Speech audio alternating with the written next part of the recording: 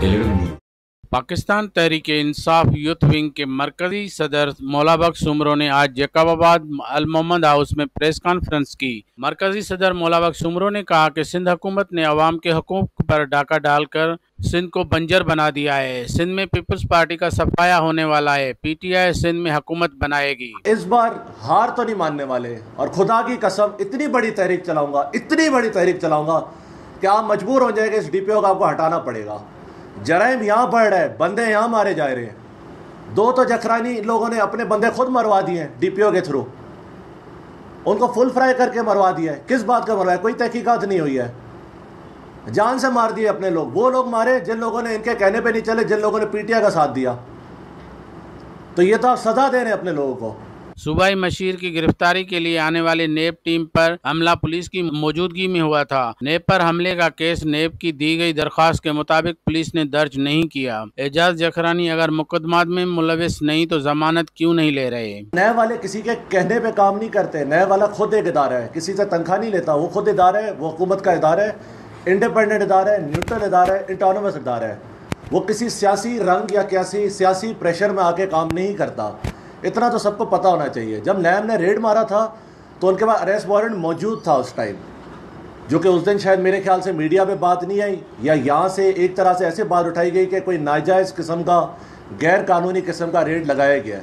तो ऐसा हरगिज़ नहीं था। अगले दिन पब्लिक नोटिस निकला था चेयरमैन नैब साहब की तरफ से, जिसमें एक क्लियर मैसेज दिया गया था कि जी अरेस्ट वारंट मौजूद था, नैब वालों ने कानूनी तौर पर रेड मारा था, जिसकी वजह से उन पर हमला हो गया। और जो हमला हुआ उस पर तो मैं बड़ा हैरान भी हूँ और बड़ी अफसोस की भी बात है।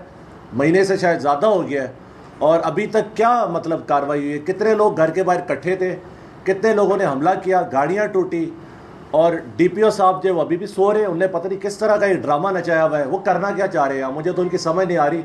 मैं आईजी साहब को, डीआईजी लाड़काना को, एआईजी सक्खर रीजन को, इन सबको आगाह करना चाहता हूँ। चीफ जस्टिस पाकिस्तान को आगाह करना चाहता हूँ। मैं अपना चेयरमैन नैब साहब के भी ये नोटिस में लाना चाहता हूँ कि आपके जो ऑफिसर्स हैं, जब वही यहाँ पे इतना महफूज नहीं फील करते और इतना उनको नहीं समझ आ रही कि यानी कि वो किस तरह सिंध में काम करेंगे कि पुलिस की निगरानी पे ही उन पे हमला हो जाए और पुलिस कुछ भी ना करे। जिस तरह की एफआईआर की कॉपी जो एप्लीकेशन दी गई थी नैब की तरफ से, उसके मुताबिक तो एफआईआर ना पहले दर्ज हुई ना उस एप्लीकेशन के बाद दर्ज हुई। तो ये डीपीओ यहाँ पे क्या कर रहा है? सियासी गुलामी करने आया हुआ है। इन ख्यालात का इजहार उन्होंने जैकबाबाद अल मोहम्मद हाउस में मीडिया से गुफ्तगू करते हुए किया कि एसएसपी और डिप्टी कमिश्नर जैकबाबाद सियासी गुलाम बने हुए हैं। इंक्रोचमेंट के नाम पर सिर्फ गरीब लोगों के खिलाफ कार्रवाई की जा रही है। एनक्रोचमेंट पूरे जिले में हुई हुई है। कश्मीर कंटकोट में एनक्रोचमेंट की ड्राइव जो थी, एंटी एनक्रोचमेंट की, वो सक्सेसफुल रही है। यहाँ जैकबाबाद में ये कि जो गरीब बंदे का घर है थोड़ा सा आगे होगा, गरीब बंदे का कोई दुकान है वो थोड़ा सा आगे होगा तो वो तोड़ देंगे। बाकी जो बाबुल खान जखरानी का पेट्रोल पंप यहाँ पे बना हुआ है कोयटा रोड पर, वो किस खाते में छोड़ा गया है? तो डीसी साहब आप अपना काम करें। आप जहाँ पे हक पे खड़े, हम आपके साथ हैं। तो इस तरह ना हक लोग जो है उनको ना छोड़े, गरीब बंदे को सिर्फ टारगेट ना करें, जो अमीर लोग हैं उनको भी टारगेट करें। मैं कहता हूँ मेरा अगर घर मुलविस है, मेरे घर में अगर एनक्रोचमेंट हुई हुई है या मेरी फैक्ट्री पे हुई हुई है, ज़मीनों पे कहीं पे भी अगर हमने कोई एनक्रोचमेंट, हम नहीं रोक रहे। मैंने कभी आपको गलत काम करने का नहीं कहा हुआ। अगर आपको लगता है एनक्रोचमेंट हुई है, आप तोड़ दें। शहर में अमन अमान की सूरत हाल खराब है। मंशियात और असले की नुमाइश समेत दीगर गैर कानूनी काम सरेआम चल रहे हैं।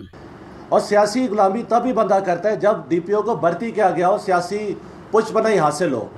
जो एजाज जखरानी, इनका ख़ानदान, इनकी जो पार्टी है पीपल्स पार्टी, इनके मुत्तहद ये डीपीओ यहाँ पे काम कर रहा है। क्राइम रेट यहाँ बढ़ रहा है, ड्रग्स यहाँ बढ़ रहे, आइस यहाँ पे बिक रहा है। बेगुनाह लोगों को चर्च के इंजाम में चर्च का केस बना के अंदर किया जा रहा है। तो ये तो आप टेरर फैला रहे हैं, ये तो दहशत गर्दी है। मौला बख्श उमरों का कहना था कि जैकबाबाद शहर में 3 बड़े ट्रांसपोर्ट के अड्डे हैं जिन पर जखरानी बिरादरी का कब्जा है, जबकि transport mafia non custom paid गाड़ियां चला रही है। तमाम गाड़ियों के कागजात और इंजन नंबर चेक किए जाएं। कस्टम, एंटी नार्कोटिक्स समेत पुलिस खामोश तमाशाई बनी हुई है। यहाँ पे ट्रांसपोर्ट माफिया, इस पर भी मैं नज़र लाना चाहता हूँ। जो जैकबाबाद शहर के अंदर 3 अड्डे बहुत बड़े बने हुए हैं ट्रांसपोर्ट के, वो तीनों एक ही ख़ानदान उनको हैंडल करता है, जखरानी ख़ानदान जो है। फात कोच, मैं समझता हूँ 80% जो गाड़ियाँ इनकी वो काबली हैं। इनके कागजात भी चेक होने चाहिए, इनके इंजन नंबर्स भी चेक होने चाहिए। ये सारा पैसा इसी शहर से कमाते, इसी शहर में इनको माफिया भी चाहिए, यहाँ ये हर किस्म का पैसा चलाते हैं, ये ब्यूरोक्रेसी को भी खरीदते हैं। ये डीपीओ को तक खरीदने नहीं, वो खुद उसका रेट लगा हुआ है उसको बिकने के लिए। वो तो खुद मैं समझता हूँ डीपीओ इस चीज़ में यहाँ पे मुलव्वस है कि जखरानी खानदान कुछ पैसा कमा ले। तो मैं नैब के और एंटी करप्शन के नज़र में लाना चाहता हूँ कि आप इस चीज़ का भी नोटिस लें और डीपीओ साहब जो उनकी भी अकाउंटेबिलिटी करें कि जो ये पैसा इतना या फ्लॉरिश हो रहा है, ब्लैक में जो इतना कुछ चल रहा है, भत्ता जो है लिया जा रहा है ट्रांसपोर्ट की तरफ से, खामा खा के गरीब बंदों को पैसा लिया जा रहा है, किसी और ट्रांसपोर्ट कंपनी को एंट्री नहीं दी जा रही कि जेकाबाद के अंदर आके अपनी बस भी खड़ी कर दे। ये किसकी पुष्पनाई पे हो रहा है? ये डीपीओ साहब की पुष्पनाई पे हो रहा है। उनका मजीद कहना था कि यहाँ पीटीआई के वोटर्स को पुलिस गिरफ्तार करके मंशियात के इल्जाम में झूठे मुकदमा दर्ज किए जा रहे हैं, जो नाइंसाफी है। कैमरामैन शकील बलोच के साथ हजूर बख्श मुगेरी, 11 न्यूज़, जेकबाबाद।